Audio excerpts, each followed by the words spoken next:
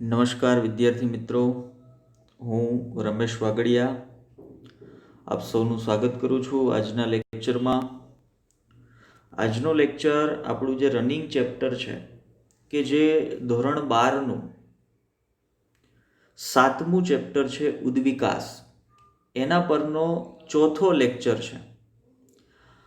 આજના લેક્ચરમાં આપણે ઉદ્વિકાસના જે કંઈ પુરાવાઓ છે અથવા તો ઉદ્વિકાસની ઘટના થઈ છે એવી સાબિતી આપતા જે કંઈ પુરાવાઓ છે એના સંદર્ભની ચર્ચા કરવાના છીએ. હું તમને છેલ્લા લેક્ચરની એટલે કે લાસ્ટ લેક્ચરની લેક્ચર નંબર 3ની પહેલા વાત કરું તો લેક્ચર નંબર 3ની અંદર આપણે એક વાદ વિશે અભ્યાસ કરી ગયા કે ભાઈ ઉદ્વિકાસ એક વાદ, બરાબર, અથવા તો એક સિદ્ધાંત. એની અંદર આપણે ચાર્લ્સ ડાર્વિન વિશે વાત કરી, આલ્ફ્રેડ વોલસ વિશે વાત કરી, થોમસ માલ્થસ વિશે વાત કરી.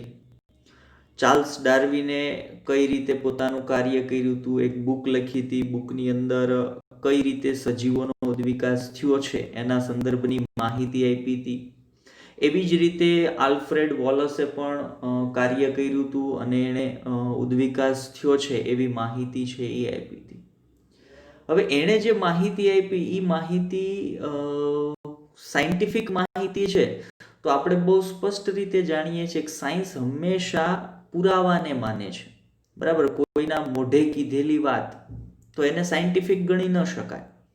હંમેશા તમે કોઈ પણ વાતને સાયન્ટિફિકલી પ્રૂવ કરવા માંગતા હોય, વૈજ્ઞાનિક રીતે તમે એને સાબિત કરવા માંગતા હોય તો તમારે એના પુરાવાઓ ફરજિયાતપણે આપવા પડે.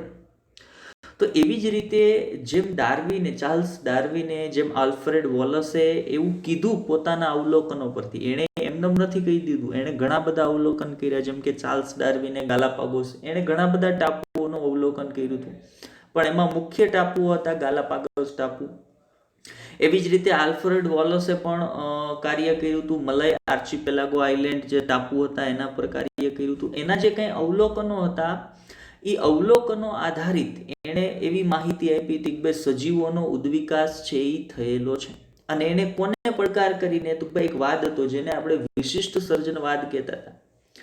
એ વિશિષ્ટ સર્જનવાદને ચેલેન્જ કરતા, એ વિશિષ્ટ સર્જનવાદને પડકારતા એણે આ પ્રકારના અવલોકનો સહિતની માહિતી છે એ રજૂ કરી હતી કે સજીવો છે એ ઉદ્વિકાસ પામેલા છે. હવે ડાર્વિને અને આલ્ફ્રેડ વોલસે કહી દીધું, વધારે પ્રચલિત ડાર્વિને જે વાત કરી હતી આલ્ફ્રેડ વોલસે પણ સેમ વાત જ કરી હતી, પણ વધારે પ્રચલિતતા કોને મળી? તો વધારે પ્રચલિતતા ચાર્લ્સ ડાર્વિનના જે કથનો હતા એને મળી હતી. અને એની પાછળનું કારણ પણ મેં ગઈકાલના લેક્ચરમાં તમને સ્પષ્ટ કરાવ્યું હતું. હવે બંનેએ પોતાની બુકની અંદર ઉદ્વિકાસ વિશે માહિતી આપી હતી, બંનેએ ઉદ્વિકાસની વાતો કરી હતી. પણ ઉદ્વિકાસ થયો છે એવું માની ક્યારે શકાય? તો એના કોઈ વૈજ્ઞાનિક પુરાવા મળે તો, બરાબર. તો આજનો આપણો મેઇન મુદ્દો શું છે? આજના લેક્ચરમાં આપણે શું વાત કરવાના છીએ? તો ઉદ્વિકાસના પુરાવાઓ શું છે, બરાબર. તમે એમ કહો છો કે ભાઈ ઉદ્વિકાસ થયેલો છે, તમે એવા અવલોકનો પણ લીધા છે ને તમારા અવલોકનના આધારે તમે એવું કહો છો કે ભાઈ ઉદ્વિકાસ થયેલો છે, પણ ખરેખર આપણે એમ કહેતા હોય કે ભાઈ ઉદ્વિકાસના પુરાવાઓ શું છે? તો આપણી પાસે સ્પષ્ટપણે એવા પુરાવાઓ હોવા જોઈએ કે જે ઉદ્વિકાસની પ્રક્રિયાને સાબિત કરી શકે. ચાલો, તો આપણે લેક્ચરમાં આગળ વધીએ અને સ્પષ્ટ કરીએ કે ભાઈ ઉદ્વિકાસના પુરાવાઓ શું છે, અથવા તો કયા પુરાવાઓ દ્વારા તમે ઉદ્વિકાસની પ્રક્રિયાને સમજાવી શકો, અથવા ઉદ્વિકાસની પ્રક્રિયાને સમજાવવા માટે તમે કેવા કેવા પુરાવાઓનો ઉપયોગ કરી શકો.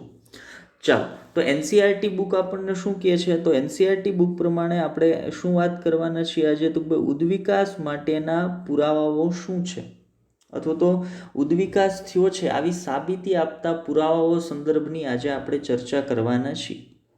હવે એનસીઈઆરટીના મત મુજબ પૃથ્વી પર જીવોનો ઉદ્વિકાસ થયો તે વાતના પુરાવાઓ ઘણી બધી દિશામાંથી પ્રાપ્ત થાય છે. એ વાતના પુરાવાઓ ઘણી બધી દિશામાંથી પ્રાપ્ત થાય છે. લાઈક કહેવાનું અહીંયા શું અર્થ છે, અથવા તો એનસીઈઆરટી આપણને કહેવા શું માંગે છે?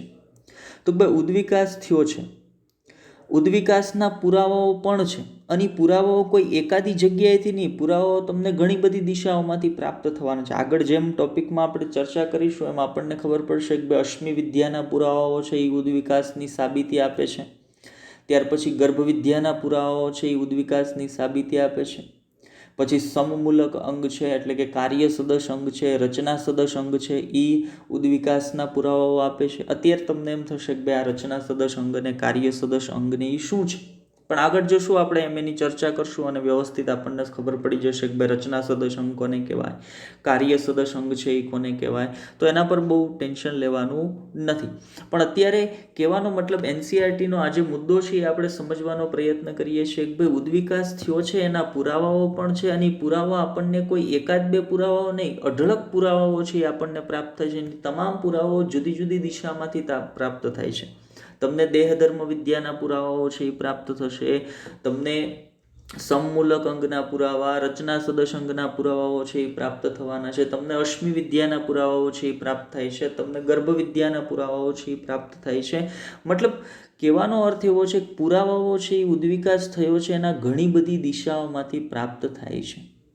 અને એમાંથી આપણે અહીંયા કયા કયા પ્રકારના પુરાવાઓ સંદર્ભની ચર્ચા કરવાના છીએ. તો એનસીઆરટી બુકની અંદર એક અશ્મિ વિદ્યાના પુરાવાઓ સંદર્ભની માહિતી આપી છે, ગર્ભ વિદ્યાના પુરાવાઓ સંદર્ભની માહિતી આપી છે, રચના સદસ અંગ, કાર્ય સદસ અંગ સંદર્ભના પુરાવાઓની માહિતી આપી છે, દેહધર્મ વિદ્યા સંદર્ભના પુરાવાઓની માહિતી આપી છે. તો જેટલું એનસીઆરટીમાં છે એના વિશે તો આપણે 100% ચર્ચા કરવાના છે. એ સિવાય પણ એવું કંઈ હશે કે જેની અંદરથી ક્વેશ્ચન પૂછાય છે જે આપણા માટે ઇમ્પોર્ટન્ટ છે, તો એવા ટોપિકનો પણ આપણે લેક્ચરમાં સમાવેશ કરીશું. હવે જેટલા પુરાવાઓની મેં તમને વાત કરી એ તમામ પ્રકારના પુરાવાઓની ચર્ચા આપણે આજે નથી કરવાના છીએ 100%. જેટલા આપ્યા છે એ અને એ સિવાયના પણ અમુકની ચર્ચા આપણે કરવાના છીએ, પણ આજે નહીં. આજે માત્ર એનો અમુક ભાગ છે ને એના વિશે આપણે ચર્ચા કરવાના છીએ. અમુક ભાગ એટલે તો મેં તમને કીધું ઘણા બધા પુરાવાઓ ઘણી બધી દિશામાંથી પ્રાપ્ત થાય છે, જેમાં એક અગત્યના પુરાવાઓ છે અશ્મિ વિદ્યાના પુરાવાઓ છે. એમાં અગત્યના એક પુરાવાઓ છે એ અશ્મિ વિદ્યાના પુરાવાઓ છે, એટલે કે અશ્મિ વિદ્યાકીય પુરાવાઓ છે. બરાબર. હવે અશ્મિ વિદ્યાકીય પુરાવાઓ એટલે શું, પહેલાં તો મને ખબર હોવી જોઈએ. હવે અશ્મિ વિદ્યાકીય પુરાવાઓ એટલે શું એ સમજવા માટે પહેલાં મને એ ખબર હોવી જોઈએ કે ભાઈ અશ્મિ એટલે શું છે. આ જે શબ્દ મારી સામે છે કે ભાઈ અશ્મિ કોને કહેવાય, ખરેખર અશ્મિ એટલે છે શું. બરાબર. અશ્મિ તો અશ્મિ એટલે બીજું કંઈ નથી. અશ્મિઓ એ ખડકોમાં રહેલા, ધ્યાન આપજો, અશ્મિઓ એ ખડકોમાં રહેલા જીવન સ્વરૂપોના સખત ભાગ છે. અશ્મિઓ એ ખડકોમાં રહેલા જીવંત સ્વરૂપોના સખત ભાગ છે. બરાબર. અશ્મિની વ્યાખ્યા આપી છે આપણને એનસીઆરટીએ, અહીંયા અશ્મિની વ્યાખ્યા આપી છે. હવે એનસીઆરટીએ જે ભાષામાં વ્યાખ્યા આપી છે આપણે થોડીક એનાથી સરળ કરીને તમને વ્યાખ્યા સમજાવવાનો પ્રયત્ન કરીએ. આગળ મેં આ સમજાવવા માટે આકૃતિઓ પણ મૂકી છે, એટલે બિલકુલ ચિંતા કરવાની જરૂર નથી, આપણને બહુ સરસ રીતે સમજાઈ જશે. પણ કહેવાનો મિનિંગ અત્યારે વ્યાખ્યા એક પહેલાં તો મારા મગજની અંદર સ્પષ્ટ થવી જોઈએ કે અશ્મિ કહેવાય કોને. તો અશ્મિ કોઈ નવો શબ્દ નથી. બરાબર. અશ્મિ એના વિશે તમે 10મા ધોરણની અંદર, 8મા ધોરણમાં કે 9મા ધોરણમાં એવા નીચેના ધોરણોની અંદર અશ્મિઓ વિશે 100% તમારે ચર્ચા આવેલી છે, તમે એના વિશે ભણ્યા પણ છો. પણ કદાચ અત્યારે આપણને માનો કે તાજું નથી. બરાબર. આપણને આઈડિયા નથી આવતો અથવા તો આપણને અત્યારે વાત મગજમાં નથી. તો મારે માત્ર અશ્મિ માટે એટલું જ સમજવાનું છે કે એક વસ્તુ પહેલાં મારે એ ધ્યાનમાં લેવાની છે કે સમયાંતરે જે ભૂમિ છે, જે જમીન છે, એના પર સમયાંતરે નવા સ્તર છે ને બંધાતા જતા હોય. બરાબર. ઉદાહરણ તરીકે સમયાંતરે નવા સ્તર છે એ સમયાંતરે પૃથ્વીની સપાટી પર નવા સ્તરો છે એ બંધાતા હોય. બરાબર. ઉદાહરણ તરીકે માનો અત્યારે એક જમીન સપાટીને આપણે હમણાં આગળ મેં આ સંદર્ભની આકૃતિઓ પણ રાખી છે. તો એક જમીન સપાટી છે. હવે એ જમીન સપાટી પર ધીમે ધીમે કાંપ છે, માટી છે જેવા તત્વો ભેગા થતા જાય, એનું સેન્દ્રીકીકરણ થતું જાય, એક નવું સ્તર છે એના પર બંધાય. હવે તો ભાઈ એનાથી આગળ થોડોક સમય પાછો જશે એટલે આ કોઈ નાની પ્રક્રિયા નથી. કહેવાનો મતલબ શું છે, આ છે એ 1500 વર્ષની લાંબી પ્રક્રિયા છે. એવું નહીં કે 2 દિવસમાં કે 5 દિવસની અંદર એક જમીનના સ્તર ઉપર બીજું જમીનનું સ્તર બંધાઈ જાય, નહીં. આ પ્રક્રિયા થવા માટે ખૂબ લાંબો સમય છે એ લાગે છે. પણ જ્યારે જમીનના સ્તરો છે એ બનતા હોય, મતલબ એક જમીનના સ્તર પર નવું જમીનનું સ્તર છે એ બને છે, તો જે જૂનું જમીનનું સ્તર છે એના પર કોઈ એક પ્રાણીનો દેહ છે એ મૃત્યુ પામ્યો છે, એના પર કોઈ એક પ્રાણી દેહ મૃત્યુ પામ્યો છે અને એ જમીનમાં દટાઈ ગયો છે, ને એના પર એક નવું જમીનનું સ્તર છે એ સમયાંતરે બંધાઈ ગયું છે. એમ કન્ટિન્યુઅસ એના પર નવા નવા જમીનના સ્તર છે એ બંધાતા જાય છે. એની નીચે જે પ્રાણી દટાઈ ગયું હતું એ પ્રાણીના શરીરના જે સખત ભાગો છે, એ પ્રાણી શરીરના જે સખત ભાગ છે, જેમ કે હાડકાં છે, બાકીના જે ભાગો છે, જેમ કે સ્કિન, ચામડીની તમે વાત કરો, સ્નાયુની વાત કરો, આ બધા ઘટકો છે એ વિઘટન પામી જશે. પણ જે સખત ભાગો છે, જેમ કે બોન્સની આપણે હાડકાની વાત કરીએ, કાસ્થીની વાત કરીએ, આ જે ભાગો છે એ જમીનની અંદર અથવા માટી પર અથવા ખડકો પર પોતાની એક સખત છાપ બનાવે છે. અને આ સખત છાપ એને જ આપણે અશ્મિ તરીકે ઓળખીએ છીએ. ચલો, એના સંદર્ભની આપણે પાછળ એક આકૃતિ મૂકી છે, તો એ આકૃતિને જોઈએ અને સમજવાનો પ્રયત્ન કરીએ. તો શું કીધું છે, જુઓ, ઉદ્વિકાસ માટેના પુરાવાઓ. તો ઉદ્વિકાસ માટેના પુરાવાઓની અંદર આપણે કયા પુરાવાઓની વાત કરીએ છીએ? તો આપણે વાત કરીએ છીએ અશ્મિ વિદ્યાના પુરાવાઓની. આપણે શેની વાત કરીએ છીએ? આપણે વાત કરીએ છીએ અશ્મિ વિદ્યાના પુરાવાઓની. હવે અશ્મિ વિદ્યાના જે પુરાવાઓ છે, અશ્મિ વિદ્યાના પુરાવાઓ તરીકે કોને લેવાના છે ધ્યાનમાં? તો આપણે અશ્મિઓને ધ્યાનમાં લેવાના છે. આપણે કોને ધ્યાનમાં લેવાના છીએ? અશ્મિઓને ધ્યાનમાં લેવાના છીએ. તો અશ્મિ એટલે શું, એ આગળ મેં તમને હમણાં સ્લાઇડમાં વાત કરી હતી. એવા અશ્મિઓના ફોટોગ્રાફ છે એ આપણે અહીંયા મૂક્યા છે. આ કોઈ ડ્રોઈંગ નથી, આ લાઈવ અશ્મિઓ જે મળી આવ્યા છે એના ફોટોગ્રાફ. તો તમારી સામે પહેલો જે ફોટોગ્રાફ છે જેને આપણે ફોટોગ્રાફ એ કહીએ. ચાલો, પહેલો જે ફોટોગ્રાફ છે જેને આપણે ફોટોગ્રાફ એ કહીએ. આ ફોટોગ્રાફ એની અંદર તમને એક માછલી જેવું ચિત્ર દેખાતું હશે, બરાબર.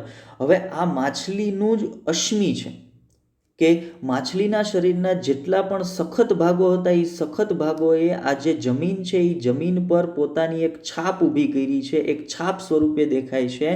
અને આ માછલીની આ જમીન પર છાપ, એને જ આપણે શું કહીએ છીએ? તો ભાઈ એને જ આપણે અશ્મિ તરીકે ઓળખીએ છીએ. હવે આવું થવા પાછળનું કારણ શું? અત્યારે તો માત્ર અશ્મિ કેવા દેખાતા હોય છે અથવા તો અશ્મિ શું છે ને એને સમજો. આવું થવા પાછળનું રીઝન શું છે એની આપણે આગળ ચર્ચા કરીશું. એવી જ રીતે બાજુની આકૃતિમાં તમે જોશો તો બાજુની આકૃતિમાં તમને અહીંયા એક ડાયનાસોર છે એ દેખાય છે. એક ડાયનાસોરની આકૃતિ છે એ દેખાય છે. આ ડાયનાસોરની આકૃતિ કોઈએ દોરી નથી. આ એક ખડક પર, એક ખડકની શિલા પર અથવા તો ખડકની અંદર આ પ્રકારની એક આકૃતિ છે એ મળી આવી છે. હવે આ ક્યારે મળી આવે? તો જીવવિજ્ઞાનની અંદર એક શાસ્ત્ર છે, જીવવિજ્ઞાનની એક શાખા છે જેને પેલિયન્ટોબાયોલોજી તરીકે ઓળખવામાં આવે. જેને પેલેન્ટોબાયોલોજી અથવા પેલિયન્ટોબાયોલોજી તરીકે ઓળખવામાં આવે. જેનું કાર્ય શું છે અથવા તો આ વિજ્ઞાનની શાખામાં કાર્ય શું કરવામાં આવે? તો આ લોકો ખનન કરે, જમીનનું ખનન કરે, ખોદાણ કામ કરે. અને ખોદાણ કામ છે એ એટલું સૂક્ષ્મ રીતે કરતા હોય, એટલું સાવચેતીપૂર્વક કરતા હોય. માનો એવું નહીં કે ભાઈ ખોદાણ કામ કરનાર વ્યક્તિ છે એટલે એક જીસીબી મશીન બોલાવી લઈને ખોદી નાખે, નહીં. જે જગ્યાએથી અશ્મિ મળવાના ચાન્સીસ હોય, જે જમીનમાંથી અશ્મિઓ મળી આવવાના ચાન્સીસ હોય, એ જગ્યાએ એકદમ સાવચેતીપૂર્વક રંગ કરવાના જે બ્રશ હોય, દિવાલ પર કલર કરવાના જે બ્રશ હોય ને, એ બ્રશની મદદ વડે એકદમ ધીમા હાથે માટીને દૂર કરતા જાય. અને એ જે માટી દૂર થઈ ગયા પછી એ માટીની નીચે જે સજીવ દટાણું હતું, એ સજીવ શરીરના જે સખત ભાગો હતા, એ સખત ભાગોની એક છાપ જે એને પ્રાપ્ત થાય ને, એ છાપ તમને અહીંયા ફોટોગ્રાફમાં દેખાય છે, જેને આપણે અશ્મિ તરીકે ઓળખીએ છીએ. હવે અશ્મિથી ખબર શું પડે? બરાબર. તો અશ્મિ છે એ તાત્કાલિક નથી બની જતા. પહેલી વસ્તુ એ, અશ્મિને બનતા હજારો વર્ષોનો સમય લાગતો હોય. ભાઈ આપણને એમ થાય કાલ હું એક પ્રાણીને જમીનમાં દાટી દઉં અને બીજા દિવસે કાઢી લઉં તો એનું અશ્મિ બની ગયું છે. નહીં, અશ્મિ બનવાની પ્રક્રિયા છે એ હજારો વર્ષો સુધી ચાલતી હોય છે. હવે અશ્મિનો તમે અભ્યાસ કરશો તો અશ્મિ છે એ શેનું છે? તો આજથી હજારો વર્ષો પહેલા રહેલા સજીવનું અશ્મિ છે. મતલબ તમને આજથી હજારો વર્ષો પહેલા જીવંત જે પૃથ્વી પર અસ્તિત્વ ધરાવતા હતા એ સજીવોના અશ્મિઓ મળ્યા, એટલે એના અશ્મિઓનો અભ્યાસ કરી અને એ સજીવના અમુક લક્ષણોનો તમે અભ્યાસ કરી શકશો. કેમ કે એ સજીવના જ અશ્મિ છે, એટલે એ સજીવના શરીરના જેવા લક્ષણો હશે એવા લક્ષણો, અમુક તમામ લક્ષણો યથાવત નહીં હોય, અમુક લક્ષણો એના નાશ પામ્યા ઇન ધ સેન્સ શરીરનું વિઘટન થઈ ગયું, એટલે અમુક લક્ષણો દેખાતા હોય પણ નહીં, પણ એના શરીરના અમુક લક્ષણો છે એ એમના અશ્મિની અંદર યથાવત તમને જોવા મળશે.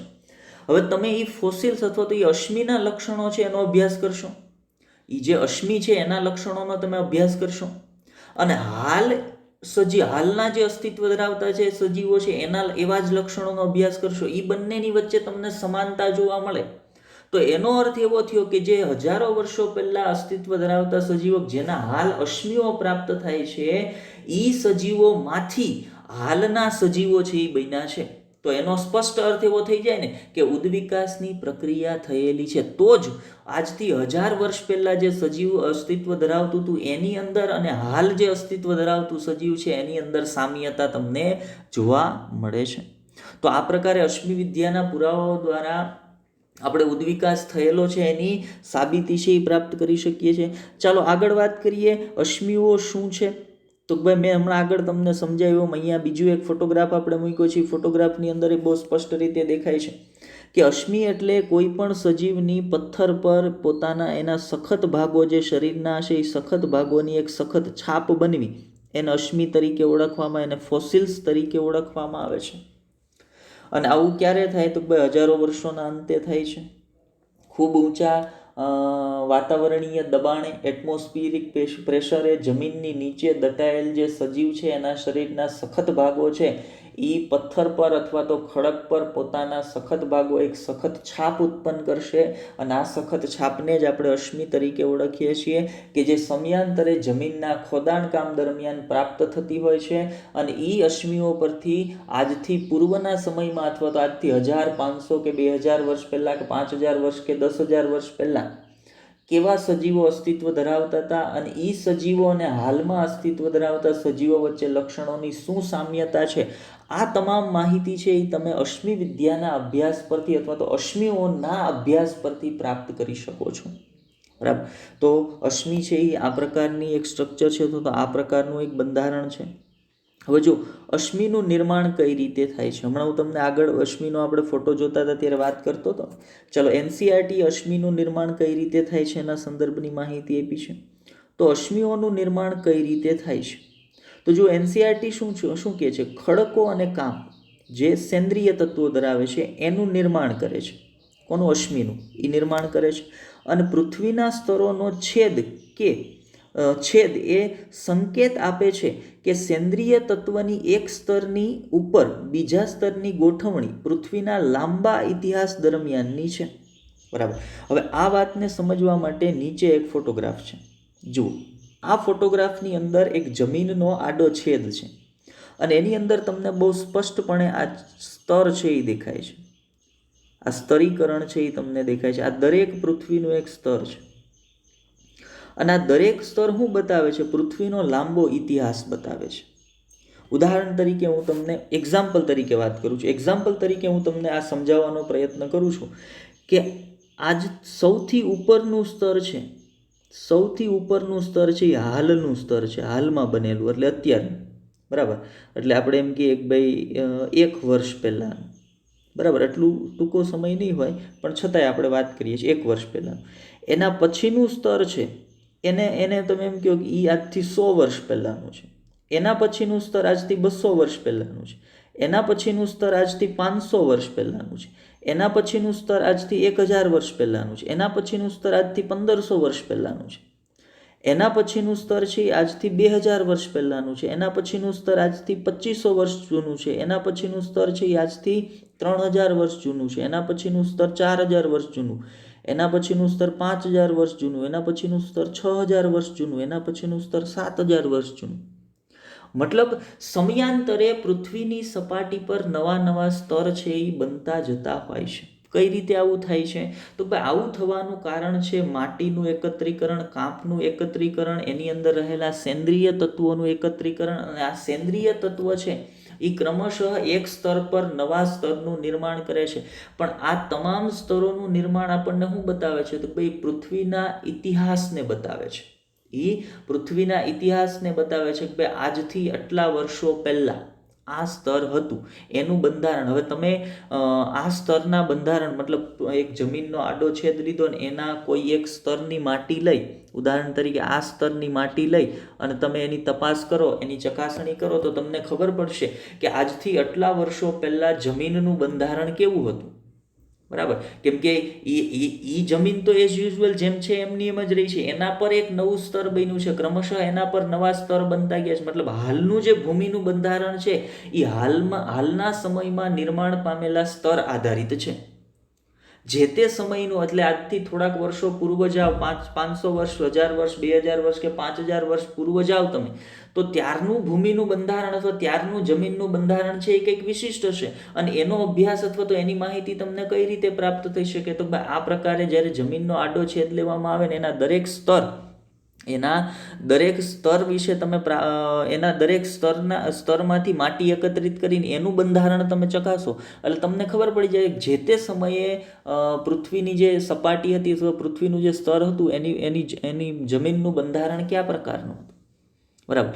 હવે આનો અર્થ સ્પષ્ટપણે એવો થઈ ગયો કે સમયાંતરે સમયાંતરે જમીન પર નવા સ્તર છે એનું નિર્માણ થતું જાય છે. એક વસ્તુ તો બહુ સ્પષ્ટ થઈ ગઈ અને એ તમે જોઈ પણ શકો કે માનો કે એક મોટો ખડક છે, એક મોટો ડુંગર છે, તો એને વચ્ચેથી આમ આડો કાપી નાખવામાં આવેલો હોય તો તમને એની કપાયેલા ભાગની અંદર સ્પષ્ટપણે આમ સ્તર છે ને એ દેખાતા હોય, સ્ટ્રેટિફિકેશન છે એના તમને દેખાતા હોય. તો એ સ્તર દેખાવાનું કારણ શું છે? એ સ્તર ક્યાંથી આવ્યા અથવા સ્તર કઈ રીતે બન્યા છે? તો એ સ્તર બનવા પાછળનું રીઝન આ જ છે કે સમયાંતરે એક સપાટી પર નવું સ્તર બનશે, એના પર બીજું નવું સ્તર બનશે, એના પર ત્રીજું નવું સ્તર બનશે, એના પર ચોથું નવું સ્તર બનશે. એમ સમયાંતરે નવા સ્તર છે એ બનતા જતા હોય. અને એના કારણે તમે જ્યારે આ પ્રકારની કોઈ જે જમીન છે એનો આડો છેદ લ્યો તો તમને આ પ્રકારનું સ્તરીકરણ છે એ દેખાતું હોય. અને એ શું બતાવે છે? તો ભાઈ પૃથ્વીનો ઇતિહાસ, લાંબો ઇતિહાસ છે ને એની માહિતી છે એ તમને આપે છે. હવે માનો અશ્મિ કઈ રીતે બને છે ને એના પર વાત કરીએ તો ફરી એક તમારી સામે એક સ્લાઇડ છે. એ સ્લાઇડની અંદર એક સરસ મજાની આકૃતિ છે. એ આકૃતિને મારે સમજવાની કઈ રીતે છે તો ધ્યાન આપજો. સૌથી ઉપરની આ જે સપાટી દેખાય છે ને એ હાલની સપાટી છે, હાલનું સ્તર છે. હાલ જે અસ્તિત્વ ધરાવતું સ્તર છે ને એ છે. એનાથી નીચે જોશો ડી સ્તર. બરાબર? એ આજથી હું તમને એમ કહું 500 વર્ષ પહેલાં બનેલું સ્તર છે. આજથી 500 યર, 500 વર્ષ પહેલાં. સ્તર સી છે એ આજથી 1000 વર્ષ પહેલાં બનેલું છે. સ્તર બી છે એ આજથી 1500 વર્ષ પહેલાં બનેલું છે. સ્તર એ છે એ આજથી 2000 વર્ષ પહેલાં બનેલું છે. અને એઝ યુઝ્યુઅલ અથવા તો એમ જ નીચે હજી ચાલતા જશો એટલે તમને 2500 વર્ષ એવી જ રીતે 3000 વર્ષ, 3500 વર્ષ, 4000 વર્ષ આવી રીતે તમને માહિતી છે એ પ્રાપ્ત થવાની છે. હવે કહેવાનો અર્થ મારો એવો થાય છે કે આજથી 1000 અથવા તો આજથી 500 વર્ષ પહેલાં કોઈ એક સજીવ છે એ અસ્તિત્વ ધરાવતું હતું. હવે એ પોસિબલ છે કે એ સજીવ આજથી 500 વર્ષ પહેલાં હતું, એ હજી હોય પણ ખરું અને ન પણ હોય ને એવું બન્યું હોય, કોઈ કારણસર એ સજીવ લુપ્ત થઈ ગયું છે. હવે આજથી 500 વર્ષ પહેલાં જે સજીવ અસ્તિત્વ ધરાવતું હતું એ સજીવનું મૃત્યુ થયું અને એ સજીવ અહીંયા જોશો આ સ્તરની અંદર અહીંયા તમને એક સજીવ દેખાય છે. એ સજીવ જમીનની અંદર દટાણું. હવે એ સજીવ જમીનની અંદર દટાણા બાદ એના પર નવું એક સ્તર છે એ અસ્તિત્વમાં આવ્યું, નવું એક જમીનનું સ્તર છે એ રચાણું. બરાબર? હવે એની પહેલાંના સમય એટલે આ તો 500 વર્ષ જૂના સજીવની વાત થઈ. એમ કરો કે આજથી 1000 વર્ષ પહેલાં પૃથ્વી પર અમુક સજીવો છે અસ્તિત્વ ધરાવતા હતા. બરાબર? જે હાલ અસ્તિત્વ ધરાવતા નથી, પણ આજથી 1000 વર્ષ પહેલાં જે સજીવો અસ્તિત્વ ધરાવતા હતા એમાંથી કોઈ એક સજીવનું મૃત્યુ થયું. હવે એ સજીવ જમીનની અંદર દટાણું ને એના પર જમીનનું એક સ્તર બની ગયું, એના પર જમીનનું બીજું સ્તર બની ગયું, એના પર જમીનનું ત્રીજું સ્તર બની ગયું. હવે શું થયું? હવે જમીનનું ખોદાણ કામ થયું, જમીન ખોદવાની શરૂ કરી. હવે જમીન ખોદવાની શરૂ કરી એટલે પહેલા સ્તરને સંપૂર્ણ ખોદી નાખ્યું, એમાંથી કોઈ અશ્મિ ના મળ્યા. બીજા સ્તરનું ખોદાણ કામ કરતા હતા ને ત્યારે એમાંથી એક પ્રાણીના અશ્મિ મળ્યા. એનો અર્થ એવો થાય છે કે આ પ્રાણી આજથી 1000 વર્ષ પહેલાં અસ્તિત્વ ધરાવતું હતું. એ પ્રાણી જીવંત સ્વરૂપમાં નહીં, પ્રાણીનું અશ્મિ છે એવી રીતે મળી આવ્યું. કેમ? તો ભાઈ આજથી હજાર વર્ષથી એ પ્રાણી છે એ જમીનની નીચે દટાયેલ હતું. ખૂબ ઊંચા વાતાવરણીય દબાણે એની અંદર વિવિધ રાસાયણિક પ્રક્રિયાઓ દ્વારા એના શરીરના જે સખત ભાગો હતા એણે માટીની અંદર પોતાની એક સખત છાપ ઊભી કરી, અને એ સખત છાપને જ આપણે અશ્મિ તરીકે ઓળખીએ છીએ. હવે માનો એ માટીની અંદરથી આ અશ્મિ મળ્યા એટલે એ માટીના સ્તરની ચકાસણી કરી ખબર પડી કે આ માટીનું સ્તર આજથી 1000 વર્ષ પહેલાં બનેલું છે, અથવા તો આજથી 1000 વર્ષ જૂનું છે. તો એનો સ્પષ્ટ રીતે અર્થ એવો થઈ જશે ને કે આ પ્રાણીઓ પણ પૃથ્વી પર આજથી 1000 વર્ષ પહેલાં મળતા હતા. કેમ કે એ કઈ જમીનના સ્તરની નીચે દટાયેલા હતા? તો જે જમીનનું સ્તર આજથી 1000 વર્ષ જૂનું હતું ને એ જમીનના સ્તરની નીચે એ દટાયેલા હતા. તો એ પ્રાણી પણ આ જમીનના સ્તરની જેમ જ કેટલા વર્ષ જૂનું હશે? તો ભાઈ 1000 વર્ષ જૂનું હશે. વાત ક્લિયર થાય છે ભાઈ? હવે આ પ્રકારે અશ્મિઓનું નિર્માણ છે એ થયું હશે. હવે બીજું, અશ્મિઓનું નિર્માણ જમીનની નીચે દટાવાના કારણે થાય છે. બીજું, રાસાયણિક પ્રક્રિયાઓ બધા જેટલા સજીવો મરશે, મતલબ આપણને એમ થાય ને તો આજથી 1000 વર્ષ પહેલાં તો અસંખ્ય ખૂબ મોટી સંખ્યામાં સજીવો રહેતા હતા. શું એ બધા સજીવો છે એ અશ્મિઓમાં રૂપાંતરિત થઈ ગયા હશે? નહીં, બધા જ સજીવો અશ્મિઓમાં રૂપાંતરિત થતા નથી. કોઈ કારણસર કોઈ સજીવનું મૃત્યુ થાય છે ને એનો દેહ છે એ જમીનની અંદર દટાય છે. એના પર ક્રમશઃ નવા જમીનના સ્તર બનતા જાય છે. એ જમીનના સ્તરની નીચે દટાયેલ જે સજીવ હતું એની અંદર વિવિધ રાસાયણિક પ્રક્રિયાઓ શરૂ થાય. આ રાસાયણિક પ્રક્રિયાના પરિણામ સ્વરૂપે જે સેન્દ્રિય તત્વો એ સજીવ શરીરની અંદર છે એ અને સજીવ શરીરના સખત ભાગ જમીન પર, માટી પર, ત્યાંની આસપાસની માટી સાથે રાસાયણિક પ્રક્રિયા કરી અને પોતાના શરીરના જે સખત ભાગો છે એની એક સખત છાપ માટીની અંદર ઊભી કરે ને ત્યારે છેક અશ્મિનું નિર્માણ થાય. મતલબ બધા સજીવો જેટલા મૃત્યુ પામે એ બધા અશ્મિઓમાં ફેરવાય જ એવું જરૂરી નથી. બરાબર? અમુક છે એ અશ્મિઓમાં રૂપાંતરિત થતા હોય છે. ચલો એ સિવાય આગળ વાત કરીએ. હજી એક એવી સેમ આકૃતિ તમને વાતને વ્યવસ્થિત રીતે કન્સેપ્ટ ક્લિયર કરાવવા માટે અથવા સમજાવવા માટે મૂકી છે. તો ધ્યાન આપો. આ હાલ અસ્તિત્વ ધરાવતું સ્તર છે, અથવા તો આ છે એ માનો પાણી છે, સમુદ્ર છે. બરાબર? એની નીચે આ જમીનનું સ્તર છે, એની નીચે બીજું જમીનનું સ્તર છે, એની નીચે ત્રીજું જમીનનું સ્તર છે, અને એની નીચે ચોથું જમીનનું સ્તર છે. એ જમીનના સ્તરની અંદર અહીંયા એક પ્રાણીના શરીરના સખત ભાગો છે એની છાપ તમને મળી છે. તો એ શું છે? તો ભાઈ અશ્મિ છે. કઈ રીતે થયું? તો જે તે સમયે માત્ર જ્યારે આ જે સ્તર છે એ જમીનનું સૌથી ઉપરનું સ્તર હતું, એ સમયે આ પ્રાણી જીવંત હતા. હવે એ પ્રાણી મર્યા, એ જમીનની નીચે દટાણ, પછી સમયાંતરે એ જે જમીનનું સ્તર હતું ને એના પર આ એક નવું સ્તર બન્યું, એના પર આ એક બીજું નવું સ્તર બન્યું, એના પર આ એક ત્રીજું નવું સ્તર બન્યું, અને એના પર એક જળાશયનું નિર્માણ થયું. એટલે અત્યારે ત્યાં તળાવ છે, પણ એ તળાવની જમીનને ખોદતા નીચે પહોંચે. જે પેલેન્ટોલોજીસ્ટ છે એ તળાવની જમીનને ખોદતા નીચે પહોંચે એટલે એને આ સ્તરની અંદર આ પ્રાણીના શરીરના સખત ભાગો હતી એની એક સખત છાપ જોવા મળશે. એ સખત છાપને જ આપણે શું કહીએ છીએ? તો એને જ આપણે અશ્મિઓ તરીકે ઓળખીએ છીએ. તો હવે મારા મગજની અંદર અશ્મિ વિશે વાત ક્લિયર કટ એકદમ હું સ્પષ્ટ અશુકભાઈ અશ્મિ કોને કહેવાય છે, અશ્મિ એટલે ખરેખર છે શું, એના વિશે આપણે ક્લિયર થઈ ગયા શું, સ્પષ્ટ થઈ ગયા શું. બરાબર? હવે માનો આપણે બીજી એક વાત વચ્ચે લઈ લઈએ. આપણને એમ કેમ ખબર પડી કે આજથી આટલા વર્ષો પહેલા પૃથ્વી પર ડાયનાસોર છે એ જોવા મળતા હતા? ડાયનાસોર જોવા મળતા હતા એવું કહેનાર એક પણ વૈજ્ઞાનિક ડાયનાસોર જ્યારે જીવતા હતા પૃથ્વી પર ત્યારે અસ્તિત્વ ધરાવતો હતો? નહોતો ધરાવતો. બરાબર?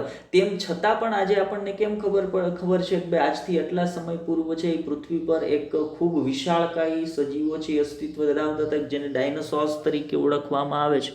તો એ માહિતી કોના આધારે મળી છે? તો ભાઈ એ માહિતી આ પ્રકારે એના ફોસિલ્સ તમને, એના અશ્મિઓ છે એ તમને પ્રાપ્ત થયા કે ભાઈ સમયાંતરે જમીનનું ખોદાણકામ છે એ ચાલતું હતું ને એ જમીનના ખોદાણકામ દરમિયાન વિવિધ પ્રકારના ડાયનાસોર્સના અશ્મિઓ મળ્યા અને એની તપાસ કરતાં ખબર પડી કે આ અશ્મિ કેટલા જૂના છે. એની તપાસ માટેની વિશિષ્ટ પદ્ધતિ છે, એના સંદર્ભ પણ આપણે આગળ ચર્ચા કરવાના છીએ. તો એ તપાસથી ખબર પડી કે ભાઈ આ અશ્મિઓ છે એ એટલા વર્ષ જૂના છે.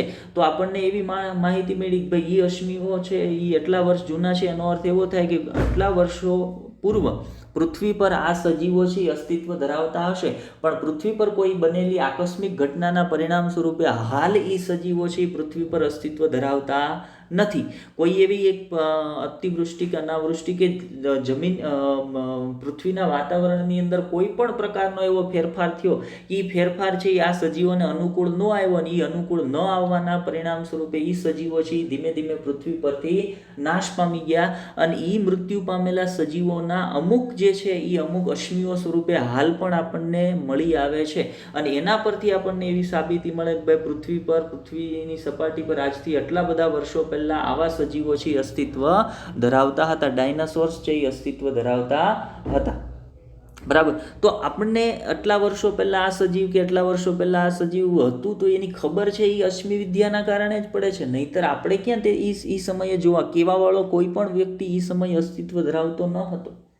બરાબર. કેમ કે એ સમયે સસ્તન વર્ગનો આટલો બધો વિકાસ જ નહોતો. સસ્તન વર્ગમાં એક માત્ર નાના છછુંદર ટાઈપના ઉંદરો છે એ ડાયનાસોર વખતે અસ્તિત્વ ધરાવતા હતા. બાકી એનાથી આગળ કોઈ પણ પ્રકારનો મેમલ સસ્તન વર્ગના પ્રાણીઓનો કોઈ પણ પ્રકારનો ઉદ્વિકાસ એ સમયે થયો હતો નહીં. પાછળથી પછી જ્યારે એ લોકો છે એ પૃથ્વી પરથી નાશ પામ્યા ત્યારબાદ ક્રમશઃ સસ્તન વર્ગના પ્રાણીઓને ઉદ્વિકાસ કર્યો અને એ ઉદ્વિકાસના પરિણામ સ્વરૂપે એક નવા સજીવ છે એ અસ્તિત્વમાં. તો આ પ્રકારે નવા સ્તરો છે એ બનતા જાય અને એની નીચે દટાયેલ કોઈ પણ સજીવ છે એ અશ્મિ તરીકે નિર્માણ છે એ પામતું હોય અથવા તો એનું અશ્મિ છે એ બનતું હોય છે. ચલો આગળ વધીએ. ઓકે, હવે હમણાં આપણે જે વાત કરીએ કે ભાઈ જૂના પુરાવાઓ જે તમને અશ્મિઓના પ્રાપ્ત થાય છે એના આધારે તમને ઉદ્વિકાસની માહિતી મળે છે. એના આધારે તમને ઉદ્વિકાસની પ્રક્રિયા થઈ છે એના પુરાવાઓ છે એ પ્રાપ્ત થાય છે. તો એ કયા સંદર્ભે છે? તો જુઓ, અહીંયા આ જે છે એ જે તે સમયે જોવા મળતો હાથી છે. આજથી ઘણા બધા સમય પહેલાં. આ ત્યાર પછીનો છે. જો પહેલું કયો છે મોરિથેરિયમ છે એ આજથી ઘણા બધા સમય પહેલાં જોવા મળતો, મતલબ એ કઈ રીતે ખબર પડી? એના અશ્મિઓ મળી આવ્યા છે. ત્યાર પછી પ્લેટીબિલોડોન, આ એના પછી મળી આવેલા અશ્મિ છે એટલે આપણને ખબર પડે કે પહેલાંનો હાથી આવો હતો. ત્યાર પછી ટેટ્રેલોફોડોન, આ ત્યાર પછીનો હાથી છે. ત્યાર પછીનો હાથી છે. ત્યાર પછી મેમથ છે અને ત્યાર પછી અત્યારનો હાલ જે મોડર્ન આફ્રિકન એલિફન્ટ છે એ છે. હવે જુઓ, આની અને આની આ જે છે એના અશ્મિ મળી આવ્યા છે અને આ જે છે એ હાલ અસ્તિત્વ ધરાવે છે. એ બંને વચ્ચેનો રિલેશન તમે એના લક્ષણોની તપાસથી જાણી શકો કે ભાઈ હા, આ બંને વચ્ચે રિલેશન છે, આ બંને વચ્ચે આ પ્રકારની લક્ષણોની સામ્યતા છે એ જોવા મળે છે. હવે એ બંને વચ્ચે લક્ષણોની સામ્યતા જોવા મળે એનો અર્થ એવો થાય છે કે ભાઈ આ જે છે એ પૂર્વજ છે. આ જે છે એ પૂર્વજ છે, આજથી ઘણા સમય પહેલાં અસ્તિત્વ ધરાવતા હતા અને હાલ આ જે છે એ અસ્તિત્વ ધરાવે છે. મતલબ આમાંથી આ બનેલા પહેલો જે હાથી છે જે કંઈક જુદા લક્ષણો ધરાવતો હતો એમાંથી પછી આ હાથી બનેલા છે. મતલબ ઉદ્વિકાસની પ્રક્રિયા થયેલી છે. એ લક્ષણોમાં સમયાંતરે ફેરફાર આવતા ગયા અને ફેરફારના પરિણામ સ્વરૂપે હાલ જે સારા લક્ષણો ધરાવતા સજીવો છે એ નિર્માણ પામ્યા છે. ચલો એનાથી આગળ વાત કરીએ. ત્યાર પછી બીજું એક એક્ઝામ્પલ એવું સમજાવવા માટે મેં તમને મૂક્યું છે અહીંયા. તો તમે જુઓ, તમારી સામે ઘોડા દેખાય છે વિવિધ પ્રકારના. આ હાલનો મોડર્ન જે હોર્સ છે એ છે, મોડર્ન ઘોડા છે એ છે. અહીંયા જુઓ, ઓહિપ્પોસ પહેલો જે ઘોડા હતા આજથી ઘણા બધા વર્ષો પહેલાં એ ઓહિપ્પસ હતા. પછી એમાંથી બન્યા ઓલિગોહિપ્પસ, પછી એમાંથી બન્યા મોરિચિપ્પસ, ત્યાર પછી એમાંથી બન્યા ફિલોહિપ્પસ અને ત્યાર પછી અત્યારના મોડર્ન જે ઘોડા છે એનું નિર્માણ થયું છે. અને આ બધાના અશ્મિઓ મળી આવ્યા છે અને એના આધારે ખબર પડી છે કે આ બધા આ ક્રમની અંદર છે. સૌથી જૂના અશ્મિ આના છે, એનાથી પછી આના છે, એનાથી પછી આના છે, આના છે અને સૌથી હાલ આ ઘોડા તો અત્યારે અસ્તિત્વ ધરાવે જ છે. હવે આની અને આની વચ્ચે આ બધા જે પાછળના છે એની અને આની વચ્ચે લક્ષણોની સામ્યતાને તપાસવામાં આવે. લક્ષણોની સામ્યતાને તપાસવામાં આવે એટલે આપણને બહુ સ્પષ્ટ રીતે ખબર પડે. લક્ષણોની સામ્યતાને તપાસવામાં આવે એટલે આપણને ખબર પડે કે ભાઈ આ જે છે એની અંદર થોડાક લક્ષણો એવા છે કે જે આની અંદર પણ જોવા મળે છે, મતલબ આમાંથી આનું નિર્માણ છે એ લક્ષણોની સુધારણા થઈ, ઉદ્વિકાસ થયો, એના પરિણામે મોડર્ન જે ઘોડા છે એનું નિર્માણ થયેલું છે. ચાલો આગળ વાતને લઈ જઈએ.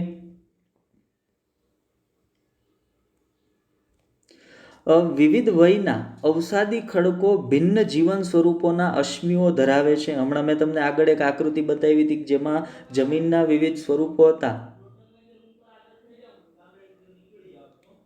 જેના વિવિધ સ્વરૂપો છે એ હાજર હતા જે જમીનના સ્તરોની અંદર.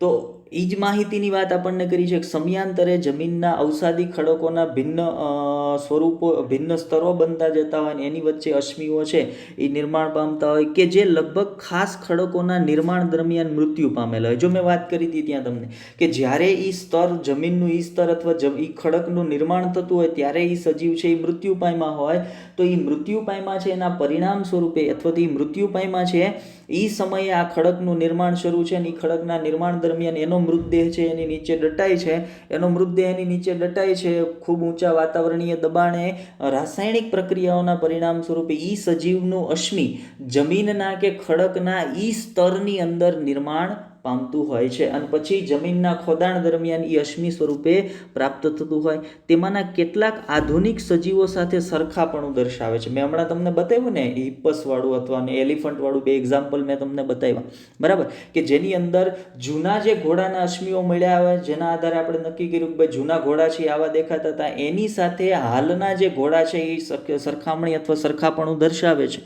તો એ સરખાપણું દર્શાવે છે તો એની પાછળનું કારણ શું આપવામાં આવે છે? તો એની પાછળનું કારણ એવું આપવામાં આવે છે કે જૂના સજીવો અમુક જે હાલના મોડર્ન સજીવો છે એની સાથે સરખાપણું દર્શાવે છે, મતલબ ઉદ્વિકાસની પ્રક્રિયા થયેલી છે જૂના સજીવોના જ ઉદ્વિકાસના પરિણામ સ્વરૂપે હાલના જે સજીવો અસ્તિત્વ ધરાવે છે એ નિર્માણ પામેલા છે અને તેઓ લુપ્ત સજીવોનું પ્રતિનિધિત્વ કરે છે.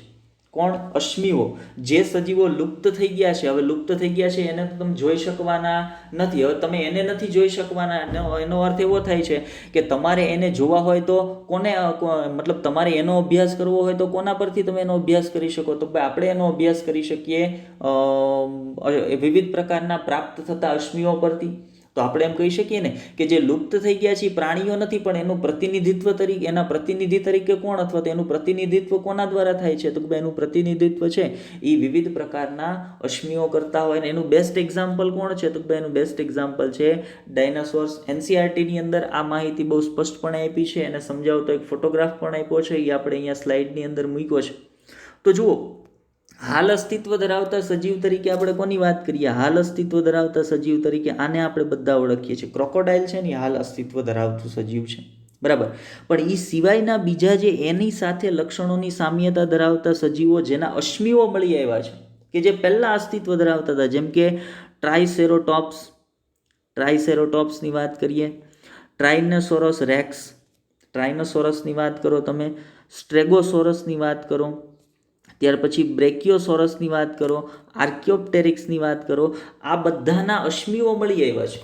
આ બધાના અશ્મિઓ મળી આવ્યા છે અને એ બધાના અશ્મિઓની અંદરથી પ્રાપ્ત જે લક્ષણો છે એ લક્ષણો આની સાથે સામ્યતા, કંઈક ને કંઈક સામ્યતા ધરાવે છે, બરાબર.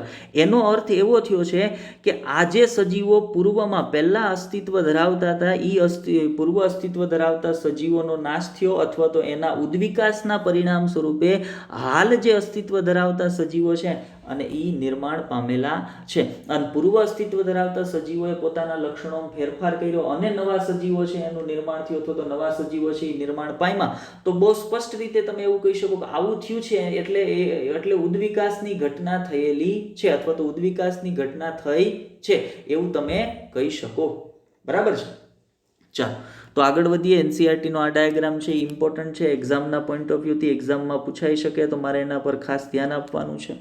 ચાલો એનાથી આગળ જઈએ. ત્યારબાદ હવે એનસીઆરટી શું કહે છે? તો એનસીઆરટી એવું કહે છે કે વિવિધ અવસાદી સ્તરો અશ્મિઓનો અભ્યાસ તે સમયે અસ્તિત્વ ધરાવતા સજીવોની ભૂશાસ્ત્રીય અવધિ દર્શાવે છે.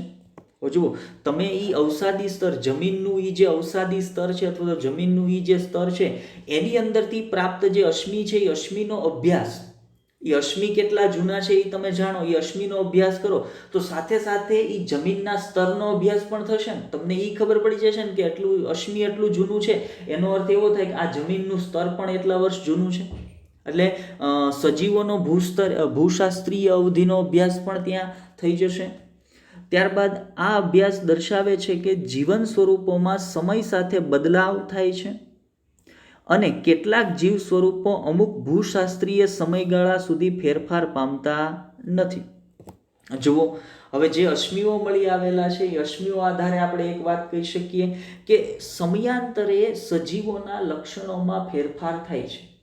મતલબ જૂના આજથી 5000 કે 10,000 વર્ષ પહેલા જે હાથીના અશ્મિઓ મળી આવ્યા છે, એ હાથી અને હાલનો જે હાથી અસ્તિત્વ ધરાવે છે પૃથ્વી પર, એ બંને વચ્ચે તમે લક્ષણો તપાસો તો એમાં અમુક લક્ષણો છે એ સમાનતા જોવા મળશે, જ્યારે અમુક લક્ષણોમાં ખૂબ જ વૈવિધ્ય છે એ તમને જોવા મળવાનું છે. તો એ જે વૈવિધ્ય જોવા મળે છે, એ જે તમને વૈવિધ્ય જોવા મળે છે, એ વૈવિધ્ય આવવાનું કારણ શું છે? તો ભાઈ લક્ષણોમાં થતો ફેરફાર, કે સમયાંતરે સજીવોના લક્ષણોમાં ફેરફાર થાય છે અને એ ફેરફારના પરિણામ સ્વરૂપે જૂના સજીવોમાંથી નવા સજીવો અસ્તિત્વમાં આવે છે અને જે થવાની ઘટનાને જ આપણે શું કહીએ છીએ? તો એ ઘટનાને જ આપણે ઉદ્વિકાસ તરીકે ઓળખીએ છીએ. ચલો આગળ વાત કરીએ. તે પૃથ્વીના ઇતિહાસમાં જુદા જુદા સમયે જીવના નવા સ્વરૂપો અસ્તિત્વમાં આવ્યા છે. આ બધાને અશ્મિ વિદ્યાકીય પુરાવાઓ કહે છે. હવે જુઓ, આ અભ્યાસ પરથી આપણને એક વસ્તુ તો બહુ સ્પષ્ટ રીતે ખબર પડી છે કે પૃથ્વીના ઇતિહાસમાં જુદા જુદા સમયે જુદા જુદા સજીવો છે અસ્તિત્વમાં આવ્યા છે. પૃથ્વીના ઇતિહાસમાં જુદા જુદા સમયે જુદા જુદા સજીવો છે એ અસ્તિત્વમાં આવ્યા છે. હવે જુદા જુદા સજીવો છે અસ્તિત્વમાં આવ્યા છે, એનો અર્થ એવો થાય છે કે સજીવોની અંદર સમયાંતરે લક્ષણોના ફેરફાર આવે છે અને લક્ષણોના ફેરફારના પરિણામ સ્વરૂપે એક સજીવમાંથી નવો સજીવ છે એ નિર્માણ પામતો હોય છે. અને એ નવો સજીવ નિર્માણ પામે છે એ ઘટનાને જ આપણે શું કહીએ છીએ? તો ભાઈ એ ઘટનાને જ આપણે ઉદ્વિકાસ કહીએ છીએ. અને આ પ્રકારના પુરાવાઓ છે એ પુરાવાઓને આપણે અશ્મિ વિદ્યાકીય પુરાવાઓ તરીકે ઓળખાવીએ છીએ. હવે અશ્મિઓની તપાસ, અશ્મિઓ કેટલા જૂના છે એ કેમ ખબર પડે છે? જો, શું તમને યાદ છે કે અશ્મિઓની ઉંમરની ગણતરી કેવી રીતે કરવી જોઈએ? હવે આવું કેમ પૂછું? તમને યાદ છે તો આગળના ધોરણોમાં ક્યાંક તમારા વાત આવી ગઈ હોવી જોઈએ. બીજું, શું તમે રેડિયો એક્ટિવ ડેટિંગ પદ્ધતિ અને પ્રક્રિયા પાછળના સિદ્ધાંતોને યાદ કરો છો? તો આ બે વસ્તુ આગળના ધોરણોમાં તમે ભણી ગયા છો, પણ કદાચ અત્યારે તમને બહુ સ્પષ્ટ નહીં હોય તો આપણે થોડીક ઉપર છેલ્લી એની માહિતી તમને આપીએ કે જેથી કરીને ફરી પાછું તમે એને રિકોલ કરી શકો ને આપણને ખબર પડે કે ભાઈ એમનેમ વૈજ્ઞાનિકો એમનેમ નથી કહી દેતા કે ભાઈ ડાયનાસોર મળ્યું તો 5 વૈજ્ઞાનિકો બેઠક કરે અને એમ નક્કી કરે કે ભાઈ કેટલા વર્ષ રાખવા છે, તો ભાઈ 50 વર્ષ કે 500 વર્ષ રાખી દો તો રાખી દે. નહીં, અશ્મિઓની તપાસ કરવામાં આવે, એની રાસાયણિક કસોટી કરવામાં આવે, જેને રેડિયો એક્ટિવ ડેટિંગ પદ્ધતિ કહેવાય. એની રેડિયો એક્ટિવ ડેટિંગ પદ્ધતિની અંદર માહિતી પ્રાપ્ત થાય કે આ અશ્મિઓ છે એ એટલા વર્ષ જૂના છે. પછી જાહેર કરવામાં આવે કે ભાઈ આ સજીવો છે એટલા વર્ષ પહેલા અસ્તિત્વ ધરાવતા હતા અથવા આ અશ્મિઓ છે એટલા વર્ષ જૂના છે. ચલો એનાથી આગળ વધીએ આપણે. તો મેં તમને જે કાર્બન ડેટિંગની પદ્ધતિની વાત હમણાં એનસીઆરટી પ્રમાણે કરી, એ કાર્બન ડેટિંગ પદ્ધતિ એટલે શું છે એના વિશે ચર્ચા કરીએ. તો જો કાર્બન ડેટિંગ પદ્ધતિની અંદર કાર્બનનો જે રેડિયો આઇસોટ્રોપ છે જેને કાર્બન 14 કહેવાય. નોર્મલ કાર્બન શું છે? જો ધ્યાનથી સમજો, હવે જે હું વાત કરું છું રેડિયો ડેટિંગ પદ્ધતિ, કે નોર્મલ કાર્બન છે કાર્બન 12. નોર્મલ કાર્બન કયો છે? નોર્મલ કાર્બન છે કાર્બન 12. અને જે રેડિયો એક્ટિવ કાર્બન છે એ કાર્બન કયો છે? રેડિયો એક્ટિવ કાર્બન છે એ છે કાર્બન 14. હવે દરેક સજીવ પોતાના જીવનકાળ દરમિયાન, દરેક સજીવ જે જીવંત સજીવો છે આપણે એની વાત કરીએ છીએ કે દરેક જીવંત સજીવો પોતાના સંપૂર્ણ જીવનકાળ દરમિયાન વાતાવરણમાંથી થોડાક પ્રમાણમાં કાર્બન 14 છે ને એ શોષે છે. એનું શરીર છે એ વાતાવરણમાંથી કાર્બન 14નું શોષણ છે એ કરતા હોય છે. જો ધ્યાન આપજો, હું જે વાત સમજાવું છું કે આપણા શરીરમાં બાકીનો મોટા ભાગનો કાર્બન નોર્મલ કાર્બન હશે કાર્બન 12. બરાબર. પણ દરેક સજીવ પોતાના સંપૂર્ણ જીવનકાળ દરમિયાન ઓછા વત્તા પ્રમાણમાં થોડું, અને એક નિશ્ચિત પ્રમાણ જ હોય. સજીવ શરીરની અંદર રેડિયો એક્ટિવ કાર્બનનું એક નિશ્ચિત પ્રમાણ હોય, તો એટલા પ્રમાણમાં એ પોતાના જીવનકાળ દરમિયાન રેડિયો એક્ટિવ કાર્બન છે ને એને શોષે છે. હવે તે મૃત્યુ પામે અને ફોસિલ્સમાં ફેરવાય. માનો શું કહે છે, એક સજીવ કે જેણે પોતાના જીવનકાળ દરમિયાન કાર્બન-14 છે એ એબ્ઝોર્બ કર્યો તો, શોષણ કર્યું હતું એનું. હવે એ સજીવ છે એ મૃત્યુ પામે ને એ શેમાં ફેરવાઈ જાય, તો ભાઈ એ અશ્મિની અંદર ફેરવાઈ જાય. અશ્મિમાં કઈ રીતે ફેરવાય એની આપણે વાત કરી છે. બરાબર, કે જે તે સમયે જમીનનું જે સ્તર અથવા ખડકનું જે સ્તર બનતું હોય ત્યાં આ સજીવનો મૃતદેહ આવે, ક્રમશઃ એના પર માટીના સ્તરો બંધાતા જાય, નવા સ્તર છે એ રચાતા જાય. એક સમય એવો આવે કે જમીનની નીચે દટાઈ જાય, એના પર વિવિધ રાસાયણિક પ્રક્રિયાઓ થાય. એ રાસાયણિક પ્રક્રિયાના પરિણામ સ્વરૂપે એ જે સજીવ હતું, એ સજીવ શરીરના જે સખત ભાગો હતા, એ સખત ભાગો છે એ જમીન પર પોતાની એક સખત છાપ ઊભી કરશે, અને આ સખત છાપને જ આપણે શું કહીએ છીએ, તો અશ્મિ તરીકે ઓળખીએ છીએ. હવે અશ્મિનું નિર્માણ થઈ ગયું. હવે આ જે રેડિયો એક્ટિવ કાર્બન છે એ એક નિશ્ચિત દરથી વિઘટન પામે છે. યાદ રાખજો, અશ્મિ સજીવના મૃત્યુ બાદ, સજીવ મૃત્યુ પામી જાય પછી એના શરીરમાં જે નોર્મલ કાર્બન હતો, કાર્બન-12, એ તો વિઘટન પામી ગયો, પણ કાર્બન-14 જે છે ને એ કાર્બન-14 એક નિશ્ચિત દરથી વિઘટન પામતો હોય. કાર્બન-14 છે એ એક નિશ્ચિત દરથી વિઘટન પામતો હોય. ક્યાં નિશ્ચિત દરથી વિઘટન પામે છે, તો વૈજ્ઞાનિકો એ માહિતીથી બહુ સ્પષ્ટપણે અવગત છે કે ભાઈ કાર્બન-14 છે એ એક નિશ્ચિત દરથી વિઘટન છે એ પામે છે. હવે આથી પેલેન્ટોલોજિસ્ટ એટલે મેં તમને કીધું કે જે અશ્મિઓનો અભ્યાસ કરવા સાથે અથવા અશ્મિઓનું ખોદકામ કરવા સાથે સંકળાયેલ જે વૈજ્ઞાનિકો છે એને પેલેન્ટોલોજિસ્ટ કહેવાય. હવે આથી પેલેન્ટોલોજિસ્ટ ફોસિલમાં હાજર કાર્બન-14 જે નોર્મલ કાર્બન નથી, રેડિયો એક્ટિવ કાર્બન છે, એની ટકાવારી કેટલી છે ફોસિલ. જો આપણે જાણીએ છીએ કે સજીવ છે એ પોતાના જીવનકાળ દરમિયાન કાર્બન-14ને શોષે છે. માનો એનું મૃત્યુ થાય, મૃત્યુ થયા પછી ફોસિલમાં ફેરવાય. પણ જ્યારે સજીવનું મૃત્યુ થાય અથવા તો મૃત્યુ થયા પછી એના શરીરમાં જે કાર્બન-14 હતો ને એ કાર્બન-14 એક નિશ્ચિત દરથી વિઘટન પામવાનું શરૂ કરે. હવે એ દર કેટલો છે, એ નિશ્ચિત દરથી વિઘટન પામે છે. વૈજ્ઞાનિકને આ માહિતી ખબર છે. હવે જ્યારે કોઈ પણ પ્રકારનું અશ્મિ મળી આવશે ને ત્યારે વૈજ્ઞાનિકો માત્ર શું ચેક કરે છે, તો વૈજ્ઞાનિકો માત્ર એ જ ચેક કરે છે કે એની અંદર કાર્બન-14નું પ્રમાણ કેટલું છે. કેમ કે એની અંદર કાર્બન-14નું એક નિશ્ચિત પ્રમાણ હોય અને એ કાર્બન-14 એક નિશ્ચિત દરથી વિઘટન પામતો, તો વધેલો કાર્બન-14 એનામાં કેટલો છે, એની અંદર વધેલો કાર્બન-14 કેટલો છે એના આધારે વૈજ્ઞાનિકો નક્કી કરે કે એ અશ્મિ કેટલા વર્ષ જૂનું છે. ચલો શું કર્યું, તો ભાઈ અશ્મિનો એક નાનો ટુકડો લઈ લો. અશ્મિ પ્રાપ્ત થયા, એનો એક નાનો ટુકડો લીધો, એને સળગાવ્યો. બરાબર, એનું દહન કર્યું. દહન કરવાના પરિણામ સ્વરૂપે એની અંદરથી કાર્બન ડાયોક્સાઇડ છે ઇમિટ થશે, કાર્બન ડાયોક્સાઇડ છે મુક્ત થશે. હવે એમાં અમુક કાર્બન ડાયોક્સાઇડમાં જે કાર્બન હશે એ કાર્બન-12 હશે, અને અમુકમાં હશે એ કાર્બન-14 હશે. હવે જે કાર્બન-14 હશે એ શું કરશે, કાર્બન-14 હશે એ પોતાનો એક ઇલેક્ટ્રોન છે ને એને મુક્ત કરી દેશે અને એ નાઇટ્રોજન-14માં કન્વર્ટ થઈ જશે. જે કાર્બન-14 હતો એ પોતાનો એક ઇલેક્ટ્રોન મુક્ત કરી નાઇટ્રોજન-14માં કન્વર્ટ થઈ જશે. હવે વૈજ્ઞાનિક છે એ રેડિયો કાઉન્ટર એક મશીન આવે, એ રેડિયો કાઉન્ટરની મદદ વડે કેટલા ઇલેક્ટ્રોન મુક્ત થાય છે ને એની તપાસ કરે છે, અને એના આધારે નક્કી કરે છે કે અશ્મિના શરીરની અંદર કાર્બન-14નું પ્રમાણ કેટલું છે, અને કાર્બન-14ના પ્રમાણ આધારિત એ અશ્મિ કેટલા વર્ષ જૂનું છે એ નક્કી કરવામાં આવતું હોય. તો આને કાર્બન ડેટિંગ પદ્ધતિ તરીકે ઓળખવામાં આવે છે. ચલો એનાથી આગળ જઈએ. ત્યાર પછી આપણે તમને એક માહિતી આપી છે અર્ધ આયુષ્ય સમય. બરાબર, કોઈ પણ રસાયણનો એક અર્ધ આયુષ્ય સમય, હાફ લાઈફ હોય, એમાં તમારે માત્ર આ બેને ધ્યાનમાં લ્યો, કાર્બન-14 અને પોટેશિયમ-14. બરાબર, બાકીનાને આપણે ધ્યાનમાં નથી લેવા. ચાલો હવે અર્ધ આયુષ્ય સમય એટલે શું, તો જેટલા સમયની અંદર સજીવ શરીરમાં રહેલો કુલ કાર્બનનો જથ્થો 50% કાર્બનના જથ્થામાં ફેરવાઈ જાય ને એને એનો અર્ધ આયુષ્ય સમય કહેવાય. અર્ધ આયુષ્ય સમય એટલે શું, તો કુલ કાર્બન-14નો જથ્થો જ્યારે જે સમયમાં 50% કાર્બન-14ના જથ્થામાં ફેરવાઈ જાય ને એ સમયને એનો અર્ધ આયુષ્ય સમય કહેવાય. અને એ શેમાં ફેરવાઈ જાય, તો કાર્બન-14 છે ને એ નાઇટ્રોજન-14માં ફેરવાઈ જાય. હવે કાર્બન-14નો અર્ધ આયુષ્ય સમય શું છે, 5730 વર્ષ. કાર્બન 14 નો અર્ધાયુષ્ય સમય શું છે? 5730 વર્ષ. અને એની રેન્જ શું છે? એનાથી તમે આ કાર્બન 14 ડેટિંગની મદદ વડે તમે 100 થી 30,000 વર્ષ જૂના અશ્મિઓ હોય ને એની તપાસ કરી શકો, એનો સમય છે એ નક્કી કરી શકો. બીજું એક એવો રેડિયો એક્ટિવ તત્વ છે પોટેશિયમ 14.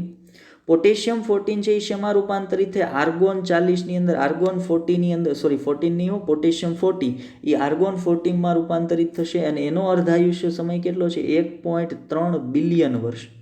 બરાબર.